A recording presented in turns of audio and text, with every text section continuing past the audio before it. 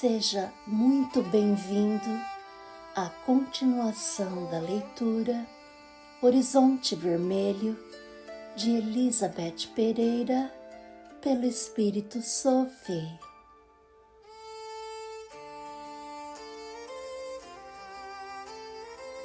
Terceira parte: O amor em ação.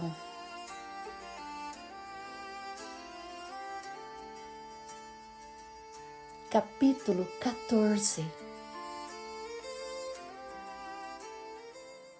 A correspondente no plano espiritual da Casa do Caminho de Dorileia fervilhava com as atividades inerentes ao abençoado posto de socorro a sofredores que desencarnavam em situação violenta, o que era muito comum à época.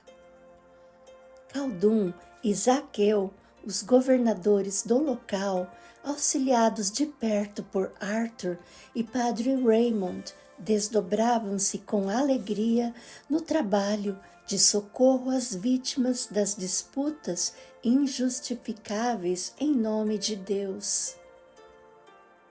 Logo que chegavam, os que professavam o islamismo sentiam certa preferência por Khaldun e os cristãos por Zaqueu.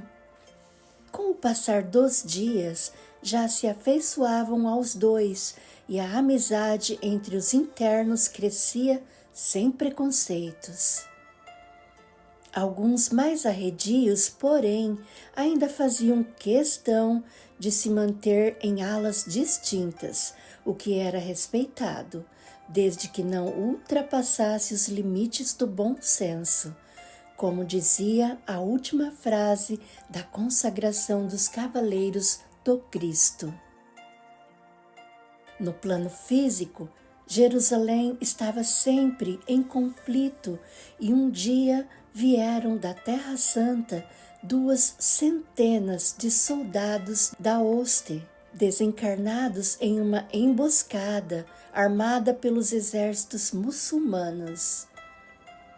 A Casa do Caminho de Dorileia entrou em alerta.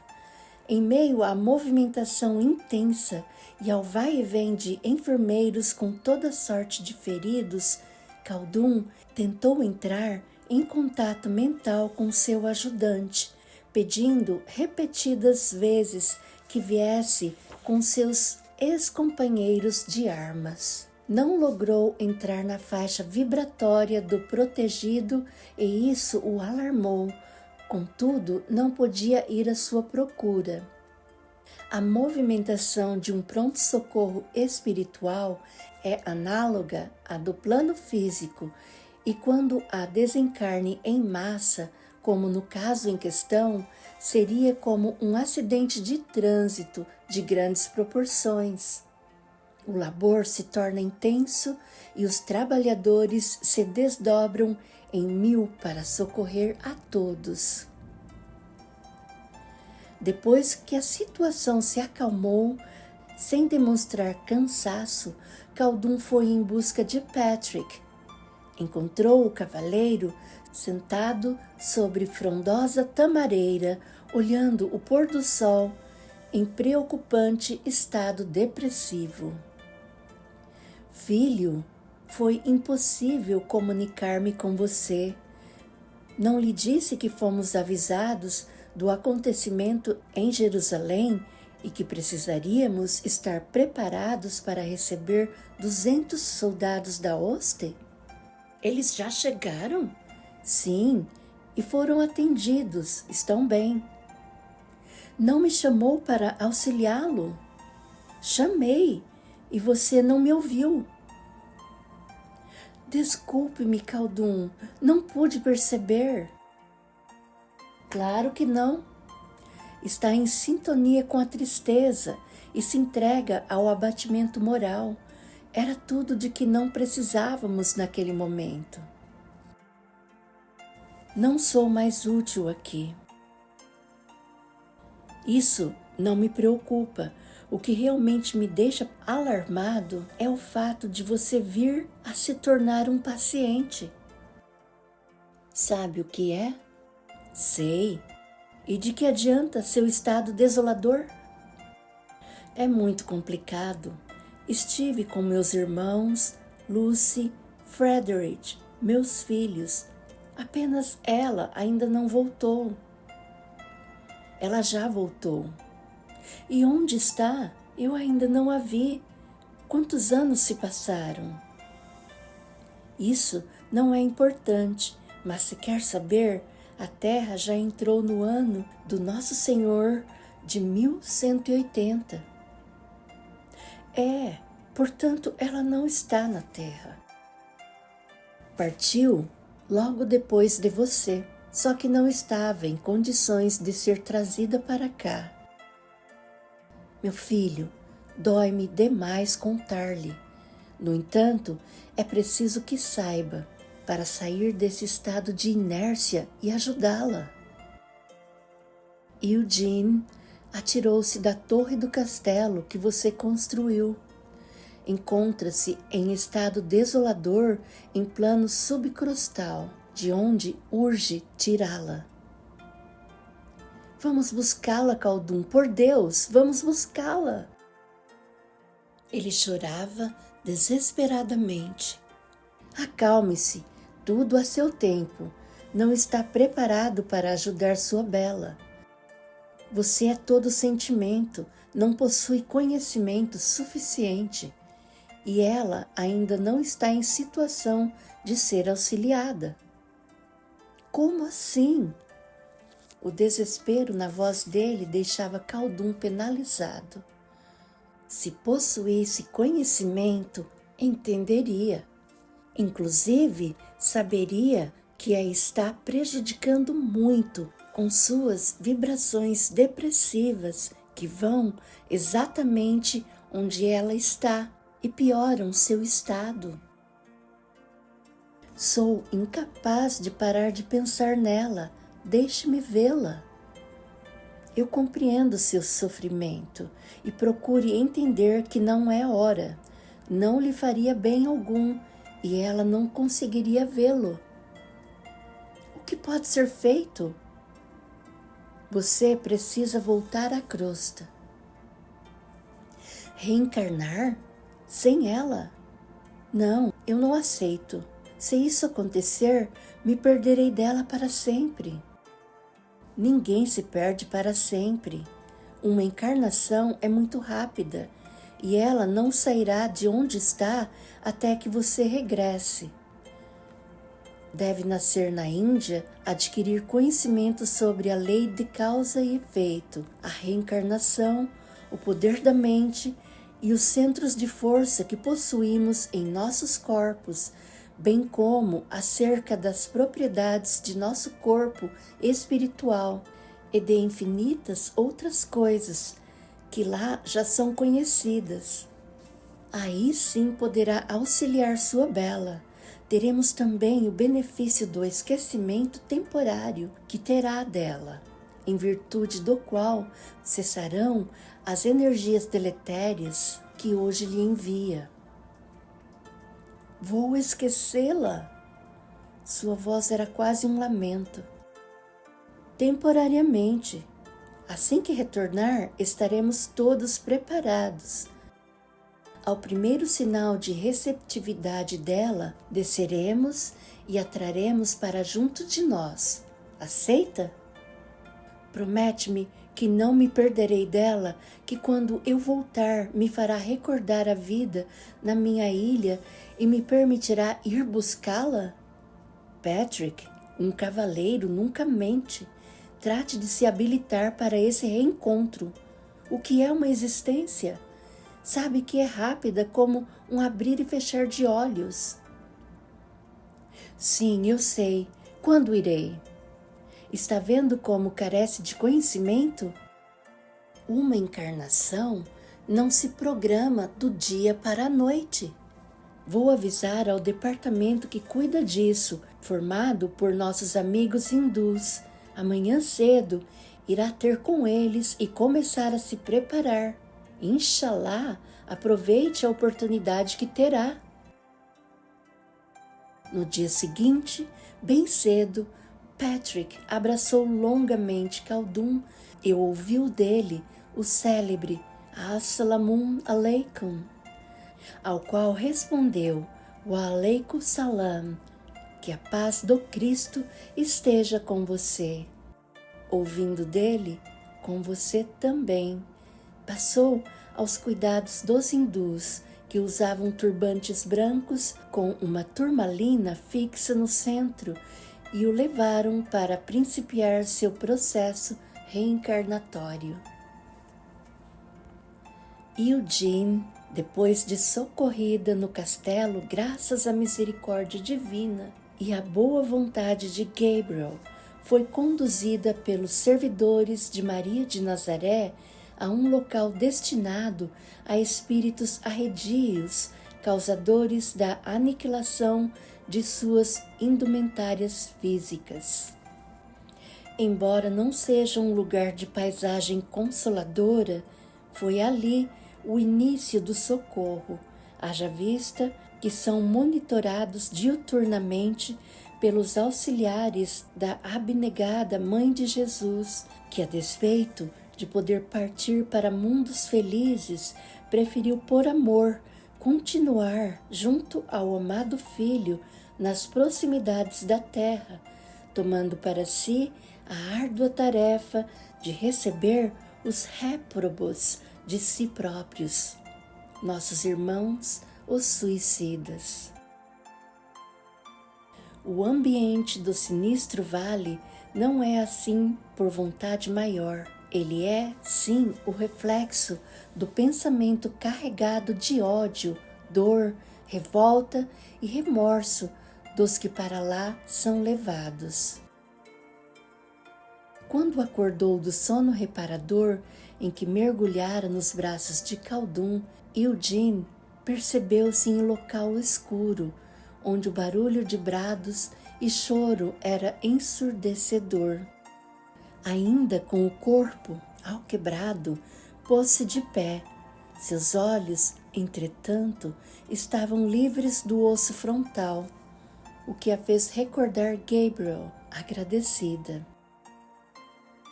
A passos lentos, foi saindo da caverna grotesca em que despertara. Ouvia vozes misturadas e quis conhecer seus vizinhos.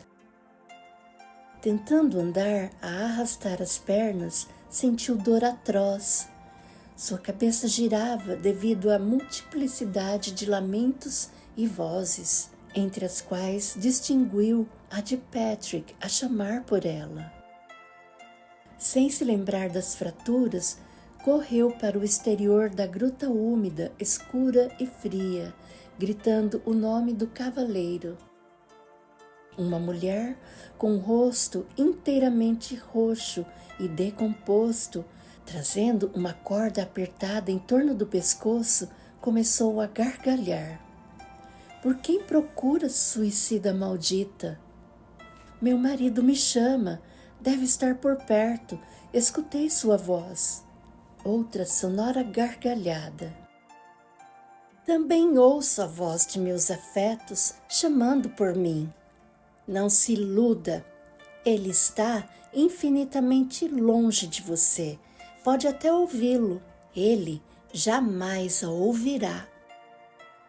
Mentira, ele não ficaria longe de mim. Suicida, vai se acostumar.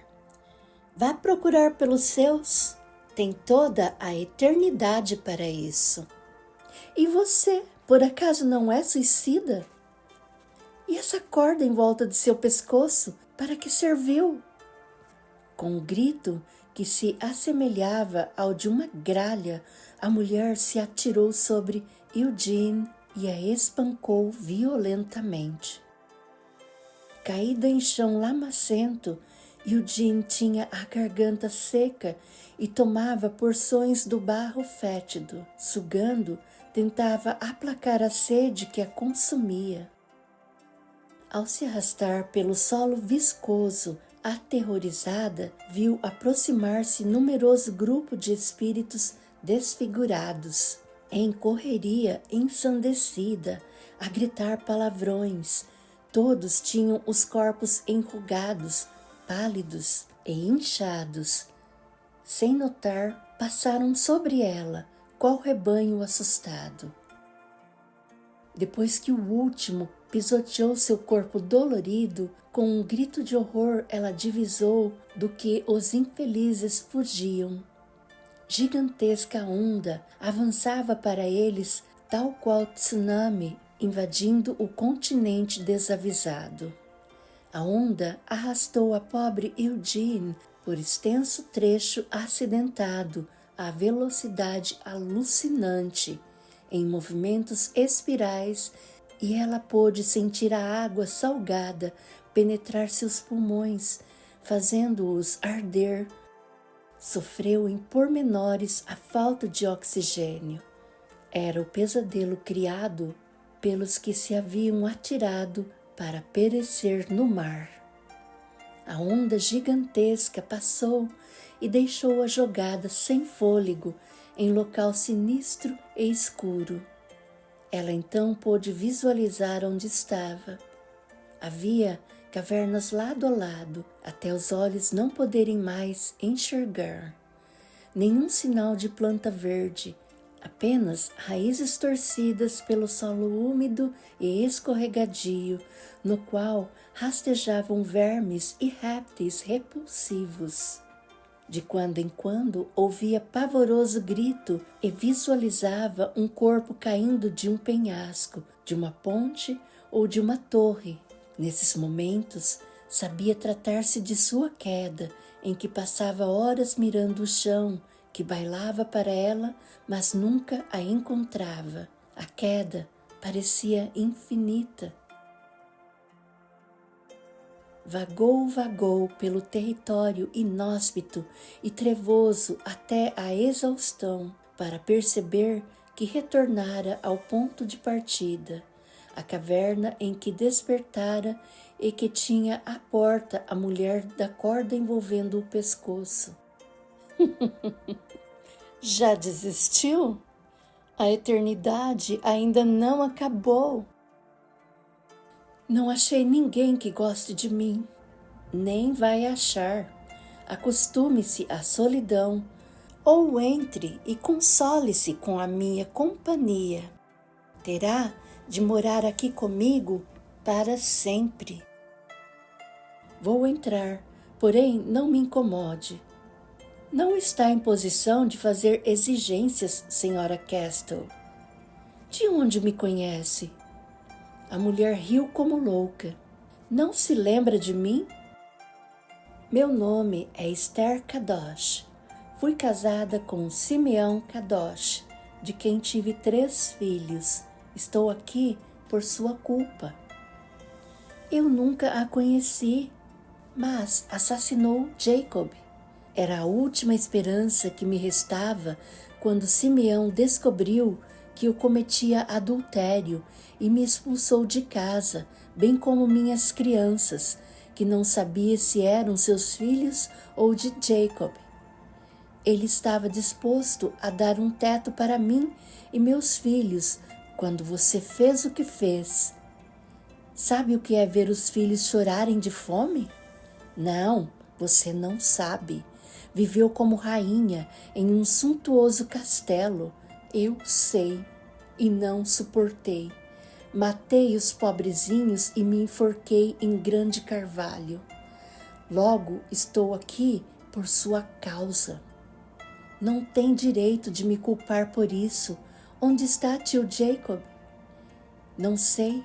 Isso me revolta.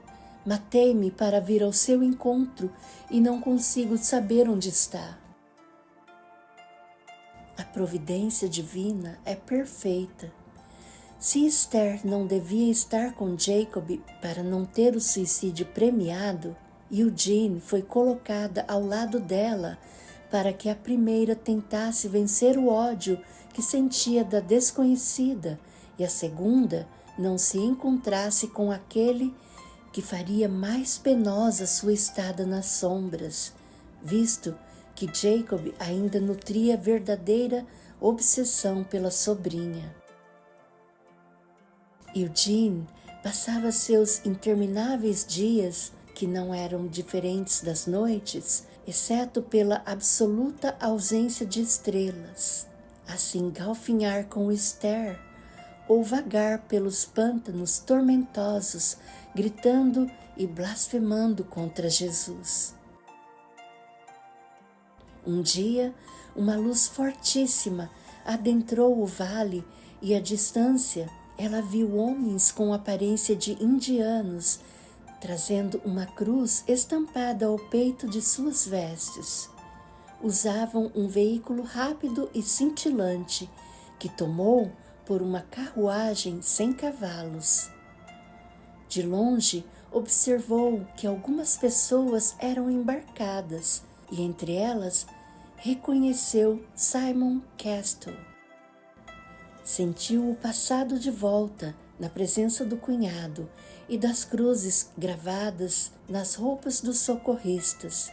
Chorou, dominada por angústia inimaginável, e mais uma vez odiou Jesus. O veículo partiu em velocidade vertiginosa, desenhando no céu um rastro de luz que a fez lembrar o pôr do sol. Chorando, invocou o astro-rei. Volte, sol. Sinto frio. Venha, sol. Patrick, onde está? Tia Maggie. Lucy, meu Caldum, onde estão vocês? Jesus, eu o odeio, gritou. O ódio que dirigia a Jesus, Esther e Jacob cristalizava-se ao seu redor, tornando-a inacessível a qualquer socorro. E os anos foram passando. Um dia, Eugene viu Esther a se debater no chão, segurando a corda que a prendia. Na tentativa infrutífera de afrouxá-la, cravava as unhas no pescoço com desespero e grunhia, feito ave de rapina. Lentamente, ainda com medo da mulher que costumava espancá-la, aproximou-se e afrouxou o nó.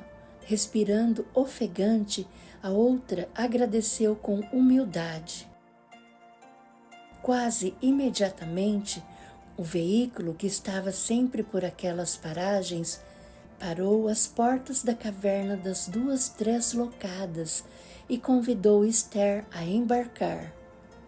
A mulher agradeceu a ajuda do Deus de Abraão e entrou no objeto que Eugene chamava de sol. O amoroso socorrista também a olhou e impôs-lhe as mãos, o que a cobriu de paz consoladora. Todavia, ao fitar a cruz nas vestes do homem, ela praguejou e correu, escorregando pelo lodo cinzento. De longe, pôde ver Esther ser levada pelo sol.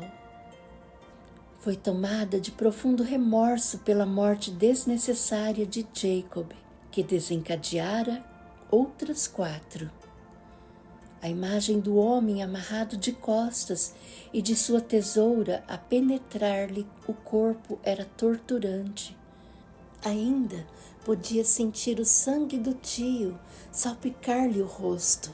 Apavorada, viu as próprias mãos serem tingidas de sangue, e isso lhe trouxe a recordação de Beatriz e a doce voz de adolescente calada para sempre por suas mãos, das quais agora o sangue jorrava aos borbotões. Deixou-se cair com o rosto na lama infecta e chorou por muito tempo. Quando enfim ergueu os olhos, caiu de costas no barro negro e os fechou com força, mas a nova visão persistia. A pequena Estela, vestida de noiva, com o rosto esfacelado, parecia colada em suas pálpebras. Correu até exaurir todas as energias. Ainda assim, sua consciência, livro onde está escrita a lei de Deus, formava as imagens de suas vítimas e fazia suas mãos sangrarem sem parar, a ponto de nem a água lamacenta conseguir mais ingerir por estar tinta de sangue. A terra entrava no ano de 1220, quando o ódio de Eugene deu lugar ao remorso e este ao arrependimento. Recolheu-se na caverna vazia, com as mãos sangrando e os ossos expostos a escurecerem. Sentou-se e, com um esforço enorme, dobrou as pernas até os joelhos tocarem seu queixo. Abraçou-se a elas, tremendo de frio, fome e sede, além de padecer as dores físicas e morais que a acompanhavam havia mais de um século. Fora completamente dominada pela memória de seus crimes e de seu elo perdido, Patrick Castle. A dor da saudade que tinha do amado era maior que seus monstruosos ferimentos. Não saía mais dessa posição e os dias se escoavam lentos. Pessoas mutiladas passavam por ela, cuspiam e chutavam-na, gritando palavrões. Voltada para dentro de si, Eugene dava a impressão de não ligar. Na casa do caminho de Dorileia, Khaldun estava radiante. O filho dileto, que agora atendia pelo nome indiano de Ashoka, acabava de regressar da terra. Transcorrido o período de readaptação, que não foi difícil, andava pelos corredores repetindo os mantras que aprendera em seu último estágio na Índia e conversava por horas com Khaldun. Falavam sobre os centros de força, que chamava de chakras, a lei de causa e efeito, que para ele tinha os nomes de karma positivo e karma negativo, as técnicas de meditação e introspecção para o autoconhecimento e a condição de alcançar o estado de nirvana, o maior prazer espiritual possível de se atingir, o mesmo que entrar em contato com o divino, a força criadora. Embora nada recordasse de sua vivência com Khaldun, sentia amor genuíno pelo companheiro que sabia dialogar com sabedoria a respeito de assuntos transcendentais. Ashoka estava sentado no chão de seu aposento, com as palmas das mãos voltadas para cima, as pernas dobradas e os olhos fechados, quando Khaldun o interrompeu com um estalar de dedos. Amigo Khaldun, como me interrompe quando estou orando em busca do Nirvana? A oração é poderoso mantra que nos liga ao princípio criador. Todavia, o Nirvana só pode ser alcançado no trabalho do bem. Um dia disse a você que estava cheio de sentimento e vazio de conhecimento. Hoje a situação é inversa. Saia da inércia e vamos colocar toda essa bagagem a serviço do bem. De nada vale a oração sem ação. O confinamento nos faz conhecer a nós próprios e as leis universais. É válido por um tempo, contudo, é imprescindível conviver e vivenciar o que se adquiriu. Urgente se torna pôr em prática tanta teoria e provar a si mesmo que aprendeu o que estudou na luta diária ao lado dos irmãos em Cristo. Não o compreendo. Irá compreender. Siga-me. Ashoka obedeceu. Não podia resistir à autoridade moral de Khaldun. Em ampla sala, eles se juntaram a Zaqueu, Arthur e Raymond. Bom dia, amigos. É sabido que temos notícias de Eugene. O indiano permanecia com seu jeito aéreo. O nome nada lhe sugeriu. Olhava pela janela como se admirasse paisagem que ninguém mais via. Os orientadores lhe pediram que atentasse para a mensagem recebida dos servidores de Maria. Dizia que Eugene corria perigo iminente de perder a forma perispiritual humana e que estava apta a ser resgatada, que eles deveriam ir em seu socorro, levando consigo o cavaleiro Patrick Castle, o que facilitaria consideravelmente a missão. Entende por que interrompi sua oração? Ainda não. Com licença, meus amigos, acho que o cavaleiro precisa de um tratamento de choque, Khaldun disse sorrindo. Tomou o tutelado pela mão e saiu com ele. Rapidamente colheu na memória do cavaleiro a imagem da ilha, que se delineou à sua frente como uma tela de cinema em 3 dimensões. Conhece esse lugar? Não me é estranho. Não sei. Olhe com mais atenção. O sol se punha por trás de montanhas verdejantes, onde ovelhas pastavam. O barulho da pororoca a estalar em seus ouvidos lembrou-lhe o mar bravio que parecia querer engolir a ilha. O som de patas de cavalo aguçou sua atenção. Um garanhão branco com pequenas manchas cinzentas galopava pela areia imaculadamente branca, montado por uma jovem de saias alçadas e cabelos cor de fogo, soltos ao vento. No limite da emoção, ajoelhou-se e tentou tocar a imagem plasmada por Khaldun. Minha bela, minha ilha, quem é você? Meu nome é Patrick Castle, cavaleiro do Exército de Cristo, enviado pelo Pai Maior, orientado por meu amigo Khaldun, portador de conhecimento e amor e comandado pela minha liberdade de escolha na primeira cruzada oficial da Casa do Caminho de Dorileia. Como é bom tê-lo de volta! Abraçado a Khaldun com força, ele agradeceu. Obrigado por cumprir sua promessa. É muito bom ter a posse de minhas memórias. Já está pronto. Podemos preparar nossa cruzada para buscar Eugene. Agora eu sei explicar o estranho sentimento de perda que ao pôr do sol se apossava de mim.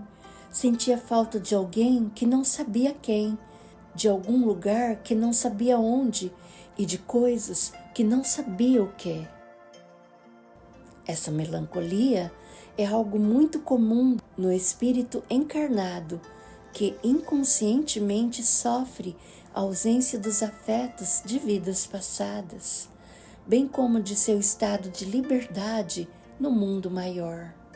Sei que o que me faltava, apesar de tanto conhecimento que adquiri, eram o cristianismo, a imagem adorada do Mestre e as pessoas que amei em minha última existência. Não estreitei nenhum laço afetivo na Índia. Está de volta e seus afetos não se perderam. Como estão as nossas casas de apoio? Em paz e fervilhando de vida, Zaqueu as dirige com amor e competência. Vejo que continua à frente da unidade de Dorileia. Sim, contando com Jalila e meu braço direito que acaba de voltar. Padre Raymond permanece à frente da escola St. Patrick? Sim, e atualmente conta com a assessoria de Gabriel, Sophie e Rachel. Eles estão aqui? Vieram pouco antes de você. E as crianças? Com exceção de Christopher, estão encarnadas. E o que me conta da Casa do Caminho dos Cavaleiros do Cristo? Segue em plena atividade. Arthur cuida de tudo, ajudado de perto por Christopher, Lucy e Frederick. Eles não vão voltar à crosta? Sim, na hora certa todos nós reencarnaremos. E como ficarão os postos de socorro? Outros estarão voltando para render-nos.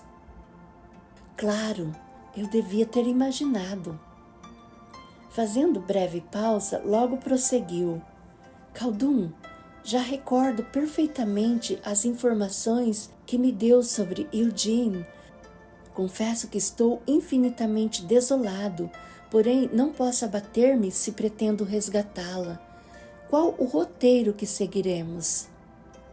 O roteiro já está traçado pelos amigos da Legião de Maria de Nazaré. Devemos preparar-nos para encontrá-los e começar nossa empreitada. Advirto-o de que não será agradável descer até as regiões abissais onde ela está. Primeiro, teremos que passar por um processo que adensará nossos corpos, pois a vibração do local é muito baixa. Aliás, os encarnados experimentarão processo análogo quando construírem um veículo para viajar nas profundezas do mar. E quando se dará isso? Já não temos tempo a perder. Enviei mensagem a outra unidade no sentido de avisar a Lucy que chegou a hora de descermos. E ela nos acompanhará? Não poderia ser diferente. Vocês criaram elos de afeto eternos. A visão de Lucy, que vinha correndo pelo vasto jardim, fez Patrick sorrir tristemente.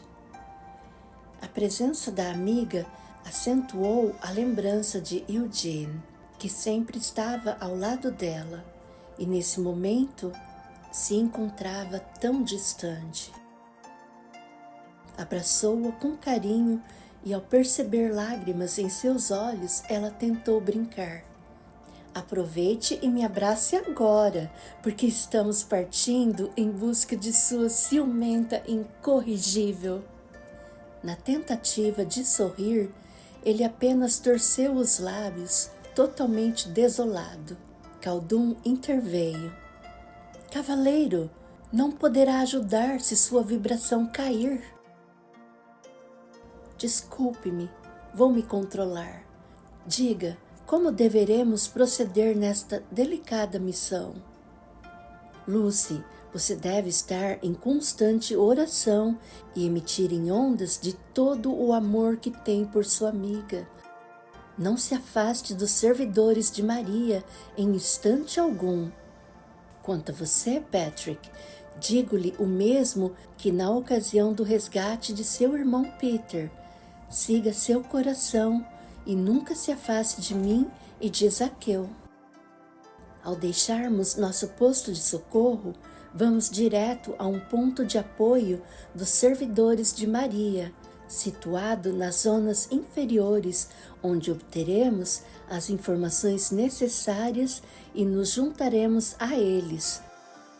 Portanto, devemos entregar-nos aos cuidados de nossos companheiros hindus, que nos ajudarão com o trabalho imprescindível em nossos corpos.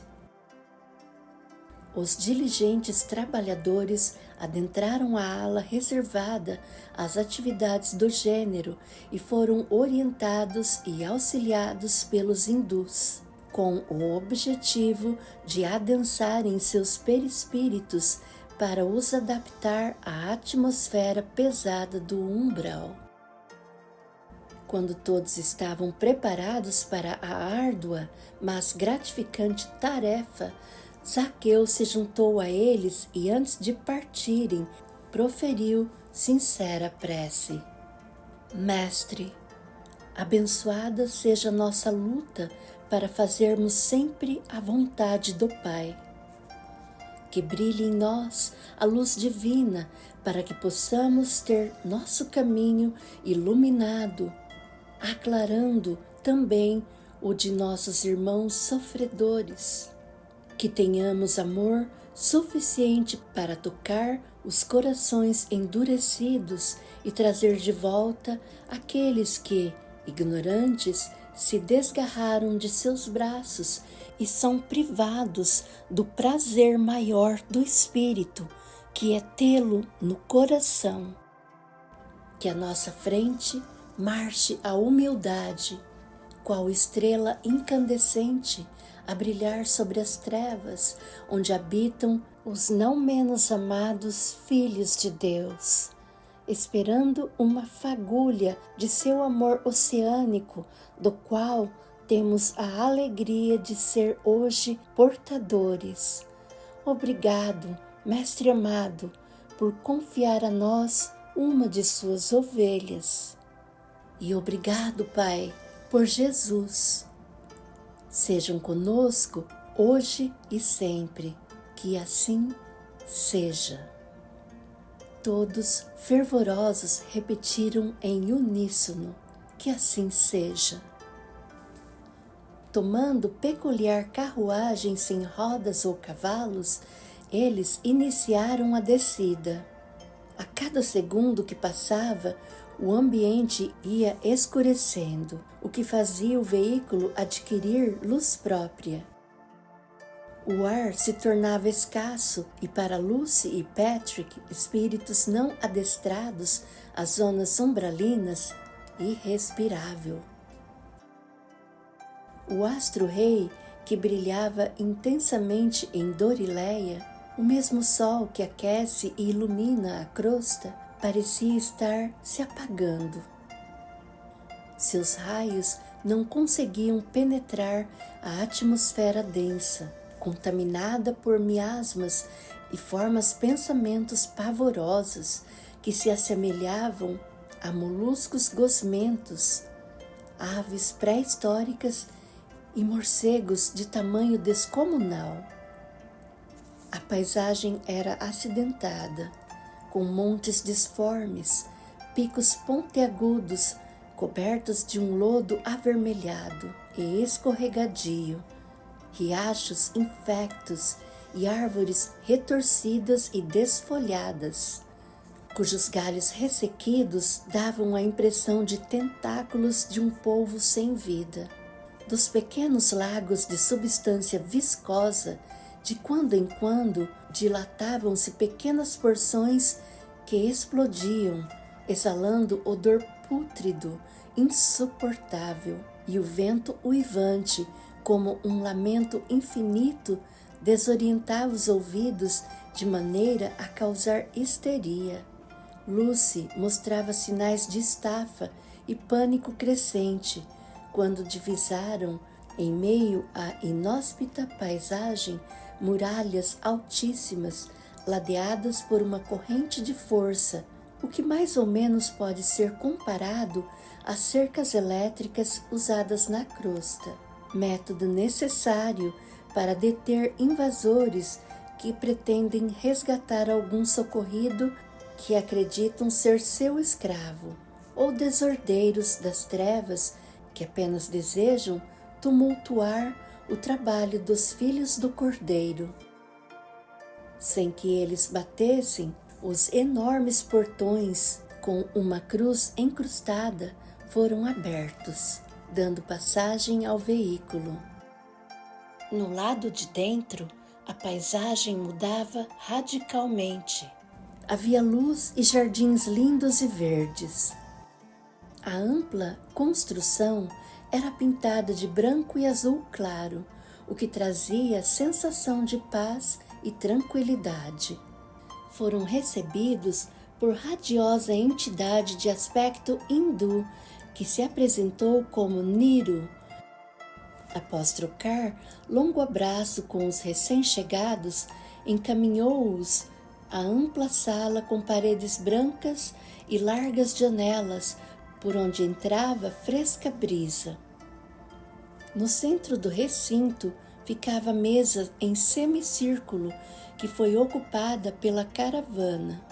Niro acionou uma espécie de controle remoto e em frente a eles se acendeu grande tela, onde as imagens das cavernas apareceram.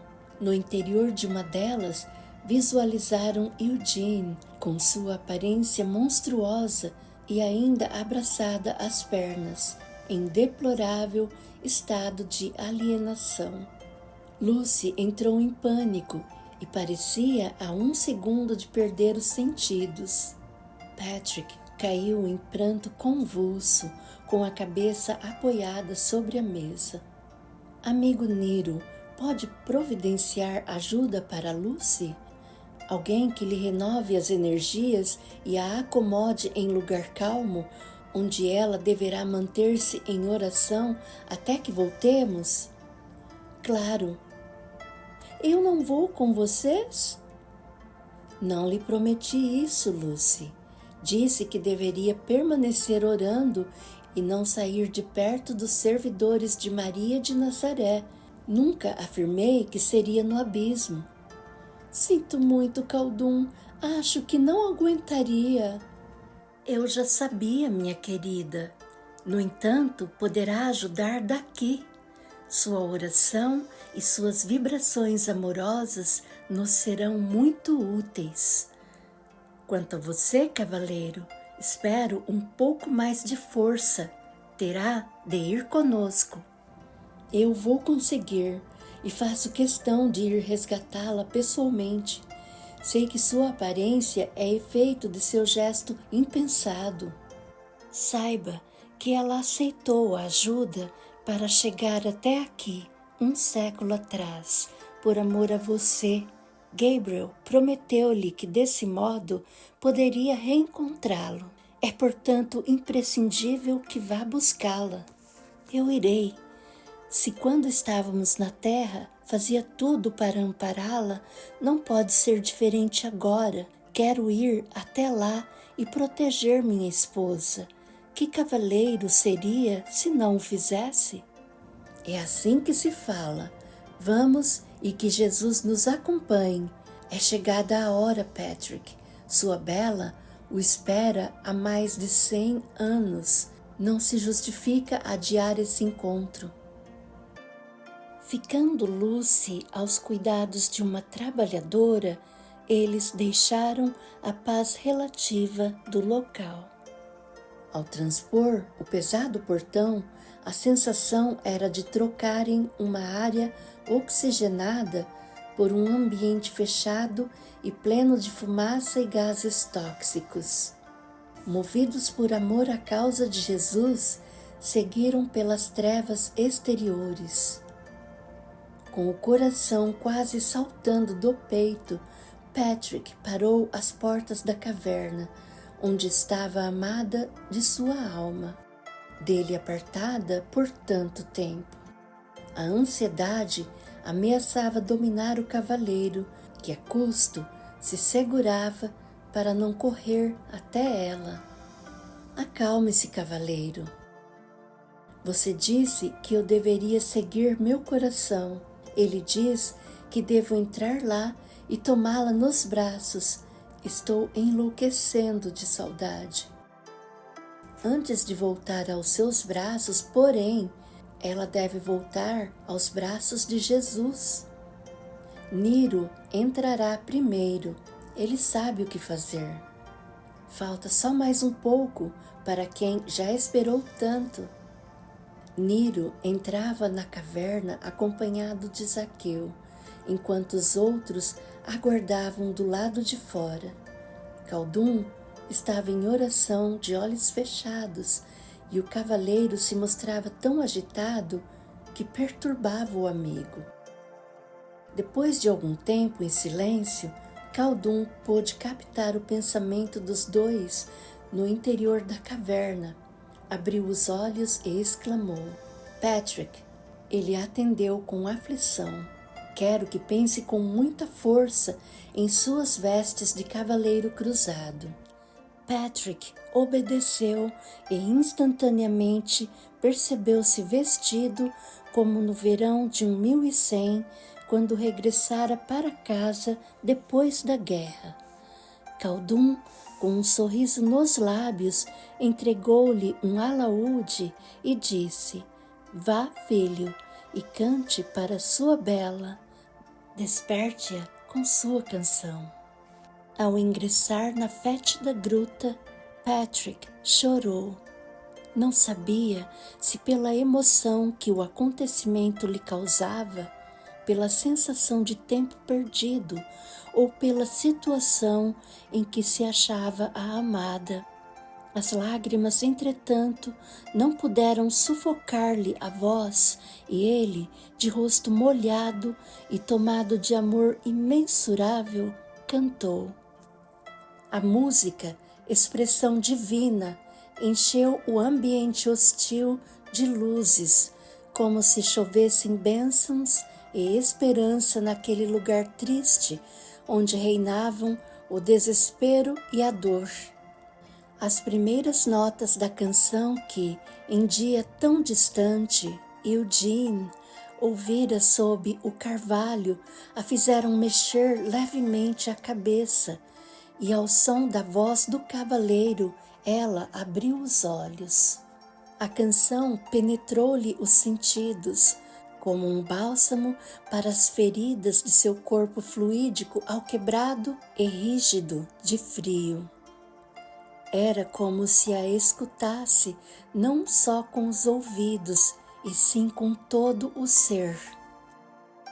O pranto incontrolável a fez cair de joelhos, como se ouvisse a resposta de Jesus aos seus lamentos e sua dor. Agora, frente ao ser mais amado de seu espírito, quase podia ouvir o Mestre dizer que nunca o havia tirado dela, que fora apenas uma separação imposta, na verdade, por ela mesma, e depois de um século de sofrimento atroz, lhe devolvia o ser amado e a convidava à reconciliação com ele próprio e com o Criador. Ainda de joelhos, colocou as palmas das mãos entrelaçadas de encontro ao peito, estraçalhado, e mirou o alto. Jesus, perdoe-me, deixe-me voltar ao seu convívio. Tente, por Deus, esquecer as ofensas que lhe enderecei. Você é o maior de todos os amores que podemos receber. Em meio a tanto sofrimento, me envia a alma de minha alma, aquele de quem a saudade me torturou por anos a fio. Por isso, antes de cair nos braços de meu cavaleiro, quero me jogar aos seus. Abraça-me, Jesus. Faço-lhe hoje uma promessa. Nunca mais me apartarei de você. Nem que tudo pareça perdido, nem mesmo que sofra a ausência de Patrick, serei sua amiga inseparável por todos os séculos da eternidade e falarei de você com extremado amor a todos que cruzarem o meu caminho. Por uma fração de segundo, o local, até então escuro, viu-se iluminado como se o sol estivesse dentro dele. Ainda que apenas um átimo, foi o bastante para Eugene se sentir reconciliada com o Mestre. Arrastando as pernas, começou a caminhar ao encontro de Patrick, que a passos largos fez a maior parte do percurso. Tomando Eugene nos braços, mirava seu rosto. Minha bela, meu cavaleiro. Foram incapazes de articular quaisquer outras palavras, e elas não precisavam ser ditas. Com as mãos apodrecidas, ela tocou os olhos do cavaleiro, que num gesto de amor puro e sincero, as tomou e levou aos lábios. Devagar, sem afastar os olhos do rosto dela, desafivelou a capa escarlate com a marca da cruz pátria e envolveu seu corpo enregelado. Abraçada por ele, Eugene enlaçou-lhe o pescoço com os braços azulados e ressequidos e, de cabeça recostada em seu ombro, adormeceu. Zaqueu, Khaldun e Niro, com lágrimas copiosas banhando-lhes a face, fizeram uma prece de agradecimento a Jesus e voltaram para o posto onde Eugene deveria receber os primeiros socorros, antes de seguir para a casa do caminho de Dorileia, quando ficaria aos cuidados de Khaldun e Patrick. Apenas pelo contato da atmosfera límpida e leve do posto de socorro, ela já revelava mais serenidade. Foi transportada para leito macio, forrado de lençóis brancos, e uma das servidoras cuidou com zelo minucioso da limpeza do corpo e dos cabelos em completo desalinho. E as escoriações derivadas da queda teriam de ser submetidas a longo tratamento. Lucy não conseguiu ver a amiga de imediato. Sempre que chegava à porta do aposento, sentia-se mal e era aconselhada a não entrar. Submetida a passes magnéticos, cromoterapia e musicoterapia, Eugene sentia-se melhor. Já não tinha tantas dores e o estado depressivo desaparecera totalmente graças à companhia diuturna de Patrick. Orava sempre. Sua emoção era intensa ao conversar com Jesus e assistia ao pôr do sol ao lado do cavaleiro. No entanto, dormia a maior parte do tempo e os ferimentos, embora não doessem com tanta intensidade, não davam sinais de cicatrização. Por alguns meses continuaram naquele posto de socorro, até a manhã em que Khaldun solicitou audiência com Niro. Em sala confortável, o servidor reuniu-se com os amigos do pronto-socorro dos Cavaleiros do Cristo. Khaldun, eu sei que precisa voltar a Dorileia. Convém, portanto, adiantar-lhe que não será possível levar Eugene. Como assim? Patrick interveio assustado. Apesar da melhora que apresenta, devem ter notado que suas feridas não cicatrizaram conforme esperado após esse período de tratamento. Passa 3/4 do tempo dormindo e ainda sente dores.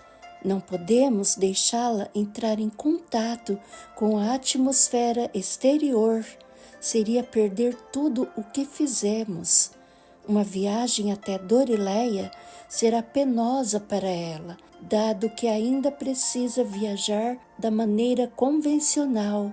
Enfim, ela não poderá sair daqui por enquanto. Eu já imaginava, disse Khaldun. Tenho certeza de que ela estará em boas mãos, Niro, e devemos voltar a Dorileia. Sei que têm obrigações a cumprir. Partam tranquilos. Cuidaremos dela com muito amor.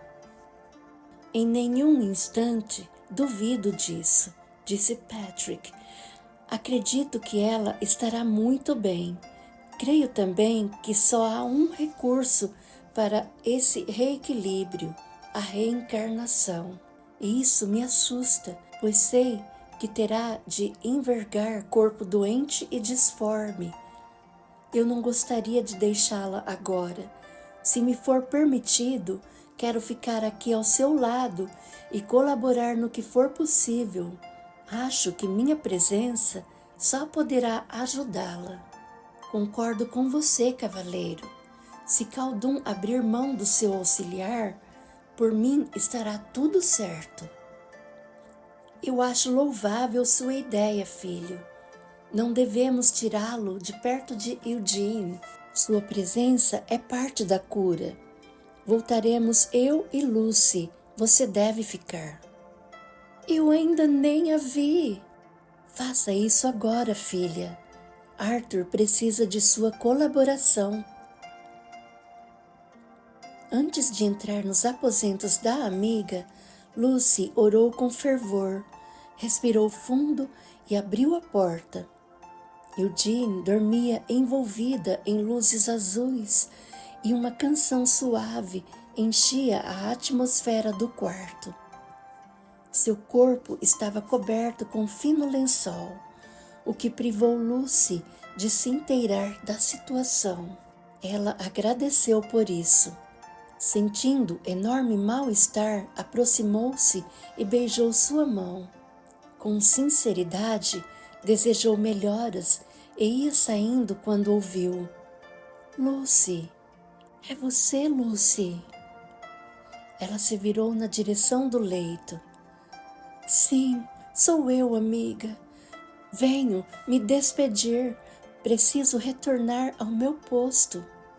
Obrigada por ter vindo. Senti muita saudade. Eu também. Fique boa logo para trabalharmos juntas. Ela sorriu sem graça. Vai voltar para me visitar? Sempre. Patrick também vai embora? Isso a desesperaria? Deixar-me-ia desolada, porém prometi a Jesus que nem a ausência dele me faria perder a fé. Lucy riu docemente. Não, ele continuará com você, minha querida, fique em paz. Segurou as mãos de Eugene e chorou. Vou esperar por você, estaremos juntas em breve. Eugene adormeceu novamente e o lençol que a cobria retorceu-se. No afã de ajeitá-lo, Lucy, sem querer, pôde divisar sua caixa torácica. Saiu depressa para o longo corredor, aos prantos e com vômitos. Khaldun abraçou-a e aos poucos ela sentiu a indisposição sumir. Podemos ir? Lucy anuiu com a cabeça e partiram. Durante os próximos dias, Nero usou todos os recursos de que dispunha para ajudar Eugene. Patrick não saía de perto da amada nem enquanto ela dormia e sempre a despertava para ver o pôr do sol, quando pela janela assistiam ao espetáculo plasmado por Nero, já que a estrela não conseguia penetrar aquela atmosfera. Vários meses haviam passado quando o cavaleiro foi avisado da presença de Khaldun. Correu até o jardim para encontrar o amigo. Khaldun, é bom vê-lo. Como estão os outros? Poderá ver com seus próprios olhos. Vim buscá-lo. Por quê? Não me permitiu ficar com minha esposa? Sim, é que está na hora de fazer por ela mais alguma coisa que não seja segurar suas mãos e alisar seus cabelos enquanto dorme. Seu tom era jocoso. Seja mais explícito, o que posso fazer a mais? Acordá-la para a vida. Deve voltar à crosta. Outra vez sem ela? Não, ela o seguirá, embora não como da última vez. Nascerá em um corpo completamente disforme, única maneira de filtrar as imperfeições que, ao ficar no corpo físico, libertarão seu espírito de tantas mazelas e lhe permitirão recuperar a forma perdida. A reencarnação é uma bênção. Por ela, todas as doenças vão para a terra, junto com o corpo, e saímos libertos, curados. Eugene transferirá suas anomalias para o futuro corpo e poderá retornar curada. Por outro lado, existe um problema. No ano de 1184, o Papa Lúcio III criou uma instituição erroneamente chamada Santa Inquisição, que visa a tortura e o assassinato de qualquer pessoa que não compartilhe a mesma fé, bem como de crianças que nasçam deformadas, as quais, segundo prega, não são criações de Deus, e sim obra satânica. Ou seja, o risco de ela ser morta antes do previsto é muito grande. Por isso, vim fazer uma proposta, que você a preceda na terra para protegê-la da Santa Inquisição. Claro que eu concordo, mas como irei protegê-la de uma instituição tão poderosa quanto a Igreja de Roma?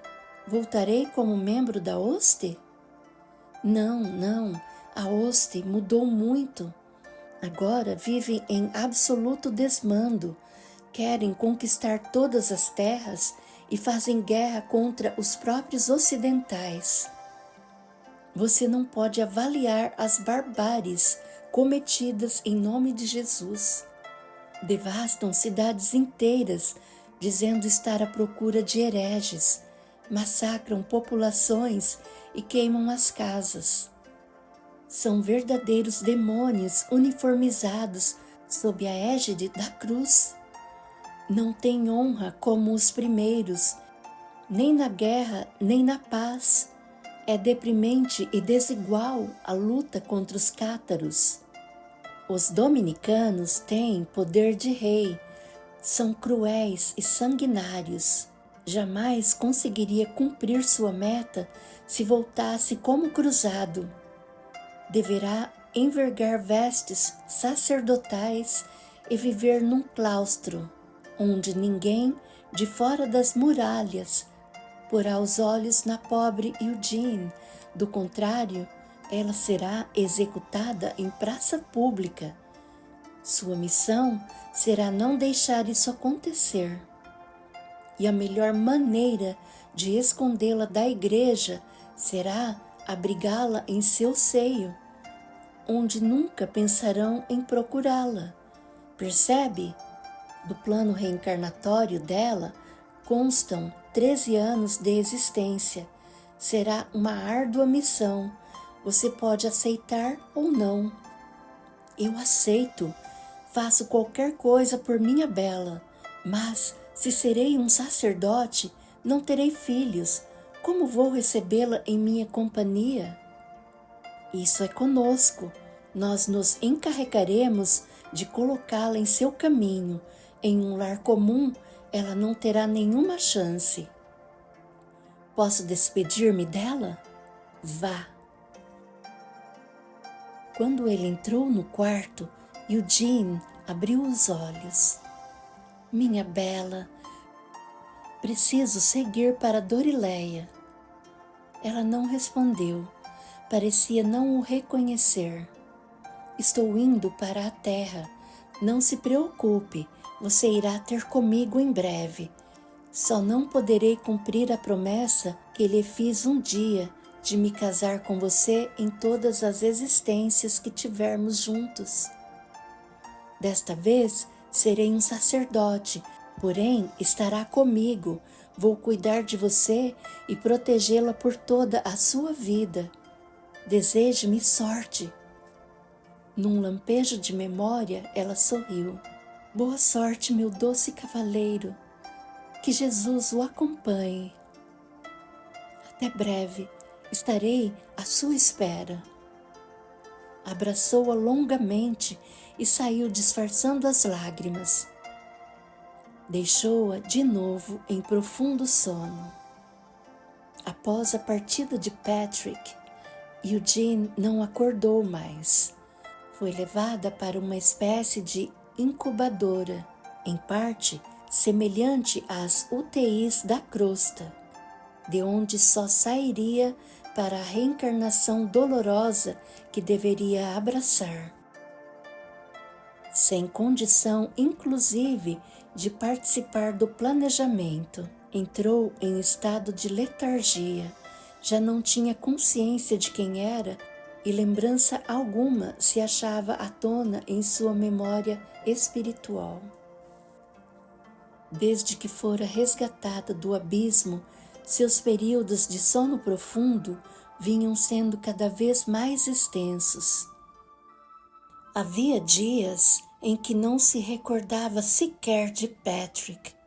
Era tomada de amnésia quase total, que apenas a musicoterapia revertia parcialmente, porque depois de mais um longo sono, despertava sem memória.